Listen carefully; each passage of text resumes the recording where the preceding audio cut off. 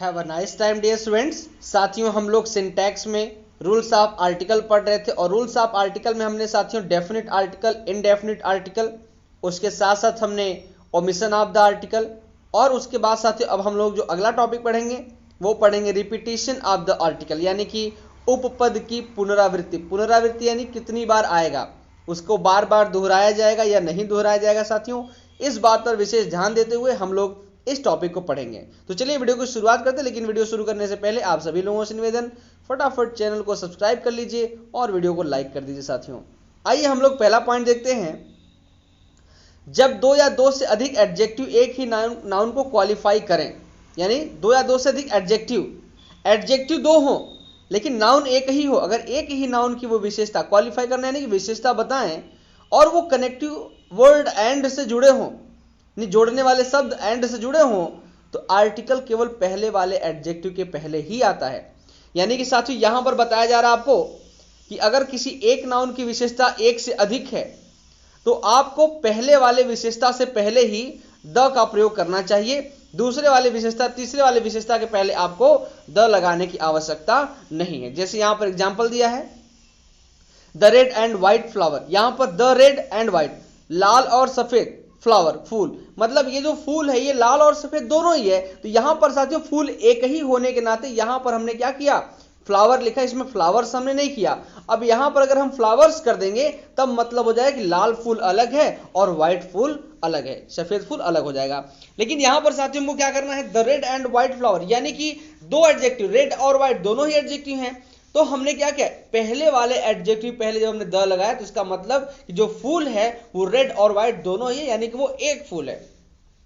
इसी में एक एग्जांपल और, आई सा अ ब्लैक एंड व्हाइट, को मैंने एक गाय देखा जो ब्लैक भी थी और व्हाइट भी थी, दो इसमें एडजेक्टिव हैं और दोनों ही एडजेक्टिव देखो ब्लैक के पहले हमने आर्टिकल ए का प्रयोग किया है, तो यहां पर क्या हो गया, ये दर्शा रहा है यहां पर गाय एक ही है, यानी वो गाय एक ही है, भले ही वो काली और सफेद दोनों ही प्रकार की हो, है ना। अब यहां पर देखिए दूसरा पॉइंट यही आपको समझा रहा है कि जब दो या दो से अधिक एडजेक्टिव भिन्न भिन्न नाउन को क्वालिफाई करें, यानी दो एडजेक्टिव हो या दो से अधिक एडजेक्टिव हो और वो अलग अलग नाउन की विशेषता बताएं, तो आर्टिकल का प्रयोग जो है वो सभी एडजेक्टिव के पहले करेंगे। अब यहां पर देखिए लिखा है the red and the white flower, लाल और सफेद फूल, यहां पर साथियों लाल फूल अलग है, व्हाइट फूल जो सफेद है वो अलग है, यानी यहां पर दो अलग अलग फूल हैं, रेड अलग है व्हाइट अलग है, तो इन दोनों के एडजेक्टिव, रेड और व्हाइट दोनों ही एडजेक्टिव पहले हमने क्या किया है, आर्टिकल द का प्रयोग कर दिया साथियों।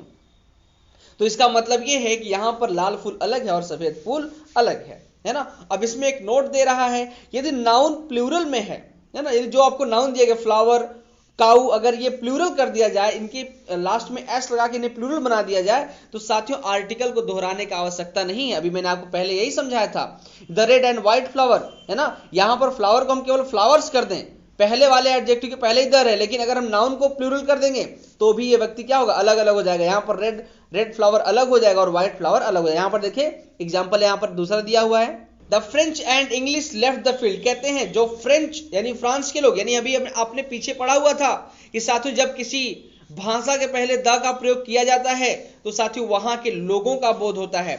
अगर द के पहले, ये आपने पढ़ा हुआ था साथियों यूज ऑफ द में, आपने यूज ऑफ द में पढ़ा हुआ है साथियों, अगर किसी भी भाषा के पहले द का प्रयोग किया जाएगा तो वहां के निवासियों का प्रयोग हो जाता है, आ जाता है, वहां पे दर्शाने लगता है। तो यहाँ पे द फ्रेंच यानी कि फ्रांस के लोग एंड द इंग्लिश यानी अंग्रेज लोग लेफ्ट द फील्ड्स, यहां पर देखिए थोड़ा सा मिसप्रिंट हो गया, फील्ड्स करना चाहिए इसे, कि वो हमारे स्थान को, हमारे खेतों को छोड़कर चले गए, तो यहां पर साथियों हो जाएगा द फ्रेंच एंड इंग्लिश। अब यहां पर हमने जब फील्ड को फील्ड्स कर दिया तो हमें क्या करना चाहिए, हमें सिर्फ और सिर्फ पहले एडजेक्टिव के पहले क्या करना चाहिए, आर्टिकल का प्रयोग करना चाहिए। तो हमने यहां पर फ्रेंच के पहले द लगा दिया। अब आप चाहें तो the French and the English left the field, इसमें एस नहीं लगाएंगे, नाउन में आपको प्लूरल नहीं करना है।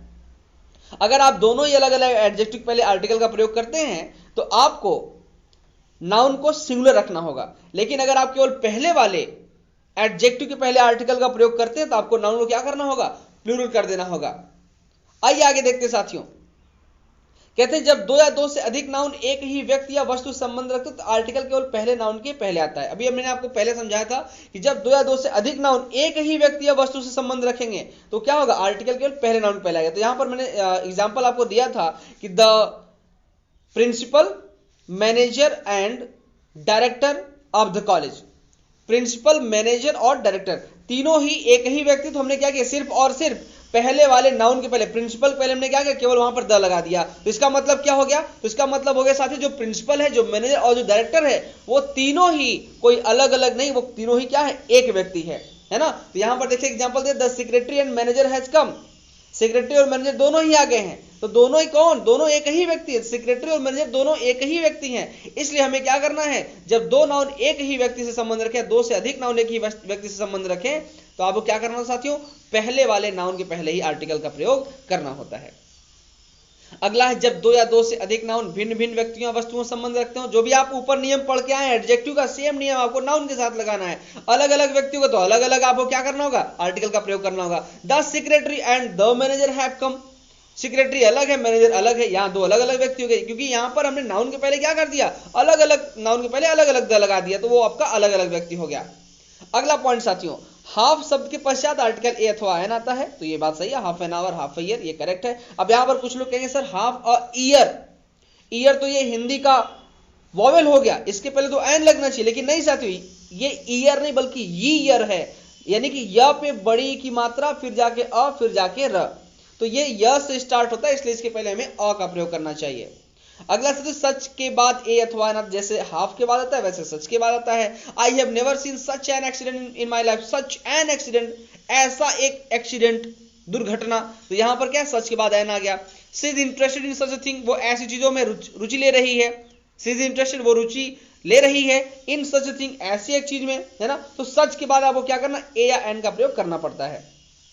और लास्ट पॉइंट साथियों, यदि विशेषण से पूर्व सो आए तो विशेषण तथा संज्ञा के बीच आर्टिकल ए अथवा एन का प्रयोग करते हैं। विशेषण कोई भी सेंटेंस अगर उसमें एडजेक्टिव से पहले सो आया है और उसके बाद लास्ट में वो क्या करना है, अगर आपको नाउन दिया हुआ है तो नाउन और एडजेक्टिव के बीच में आपको ए अथवा एन का प्रयोग करना पड़ेगा। यहां पर देखिए सेंटेंस दिया है, Halku had no sleep in so cold a night. अब यहां पर क्या है, कोल्ड से पहले सो आ गया, कोल्ड आपका क्या है, एडजेक्टिव है, एडजेक्टिव से पहले सो आ गया, और कोल्ड के बाद क्या है, नाइट भी है, तो वो आपका नाउन हो गया। तो अगर आपको एडजेक्टिव पहले सो दिया है तो एडजेक्टिव के बाद आने वाला जो भी नाउन होगा उसके पहले में क्या करना होगा, ए का प्रयोग करना होगा या एन का प्रयोग करना होगा। दूसरा है Brutus faced so furious an army. यहां पर फ्यूरियस आपका एडजेक्टिव हो गया, उसके पहले सो लगा हुआ, और फ्यूरियस के बाद आपको आर्मी दैट इज नाउन, उसको लिखने से पहले आपको ए एन का प्रयोग करना चाहिए। अब आर्मी है तो वहां पर हमने एन कर दिया। तो इस प्रकार से साथियों हमारा रिपीटेशन ऑफ द आर्टिकल जो टॉपिक है ये यहां पर समाप्त होता है। अब नेक्स्ट टॉपिक आपको अगली वीडियो मिलेगी। तो अभी यहां से आपको क्या करना है, वीडियो को लाइक कर देना है, चैनल को सब्सक्राइब कर देना है, इस वीडियो को शेयर कर देना है सभी लोगों तक जो ग्रामर पढ़ना चाहते, जो ग्रामेटिकली करेक्ट बोलना चाहते, जो इंग्लिश स्पीकिंग सीखना चाहते साथियों, उन सभी तक वीडियो को शेयर कीजिए। ज्ञान बांटते रहिए, क्योंकि ज्ञान बांटने से ही बढ़ता है। जय हिंद, जय भारत।